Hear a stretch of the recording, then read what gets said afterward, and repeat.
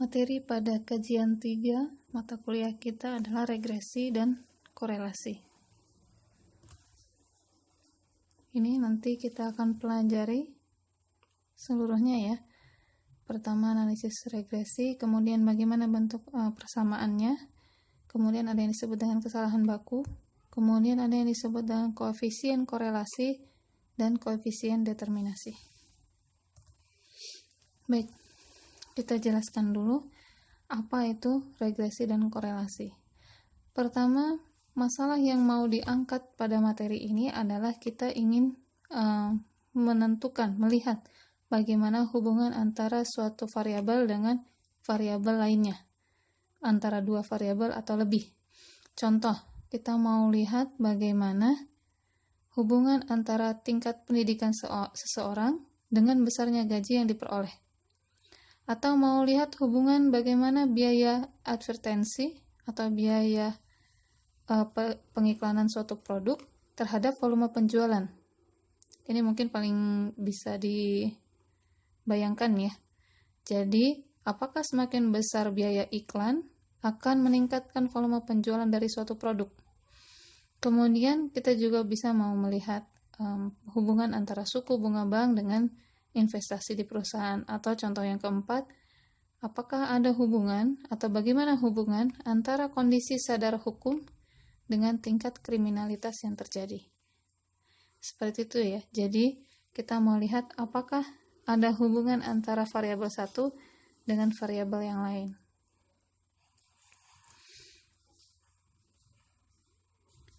Nah, di sini analisis hubungan ini secara umum ada dua jenis, yaitu bentuk hubungan. Mau dilihat bentuk hubungannya seperti apa secara fungsional. Ini dikerjakan menggunakan analisis regresi. Sedangkan seberapa erat, seberapa kuat hubungan itu, kita akan mencarinya menggunakan analisis korelasi. Jadi kalau yang regresi, bentuk hubungannya seperti apa? Apakah berbanding lurus, apakah berbanding terbalik, atau dan seterusnya. Nanti disajikan dalam bentuk fungsi, makanya disebutnya hubungan fungsional ya. Dan disajikan dalam bentuk fungsi atau persamaan. Sedangkan nanti keeratan atau kekuatan hubungan antar variabel itu disebut dikerjakan menggunakan analisis korelasi. Seberapa erat, seberapa kuat hubungannya. Jadi regresi dan korelasi ini kita gunakan untuk mengetahui hubungan dua atau lebih variabel yang dapat diukur secara matematis. Kita akan membahas dulu analisis regresi untuk hari ini.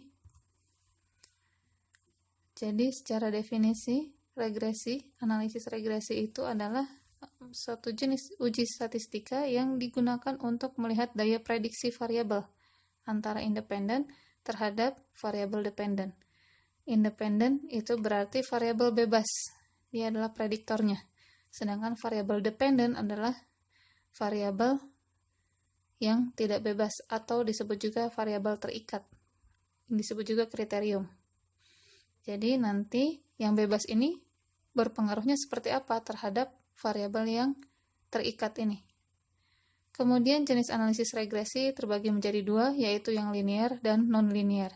Intinya, si hubungan antara variabel satu dengan variabel yang lain itu disajikan dalam persamaan linear atau persamaan non-linear. Kalau persamaan linear berarti tidak ada kuadrat dan pangkat-pangkat seterusnya ya.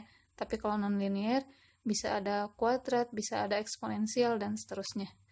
Nah, untuk yang kita pelajari hanya sampai regresi linear saja. Nanti persamaannya persamaan linear, fungsi yang kita analisis. Ini adalah persyaratan analisis regresi. Pertama, variabel dependennya harus berdistribusi normal, kemudian korelasi antar prediktornya rendah, jadi tidak ada multikolinearitas. Kemudian hubungan antara prediktor dan kriterium, antara variabel terikat dan variabel bebas itu linear. Kemudian homokedastisitas, ya, ini panjang kalau dijelaskan ya. Intinya dia punya syarat bahwa harus bersifat tunggal hubungannya. Kemudian jika data prediktor bersifat kualitatif, maka perlu ditransformasi dulu ke variabel dummy. Ya, jadi kalau misalnya kayak gender, ini kan bukan dalam bentuk kuantitatif ya, bukan dalam bentuk angka. Jadi harus ditransformasi dulu.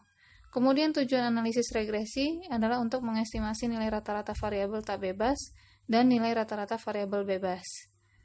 Kemudian kita bisa menguji hipotesis mengenai sifat alamiah ketergantungan, apakah ada pengaruh antara variabel X terhadap variabel Y misalnya, itu mau kita jadikan hipotesis juga bisa. Kemudian kita bisa memprediksi atau meramalkan nilai rata-rata variabel tak bebas dan rata-rata dari variabel bebas.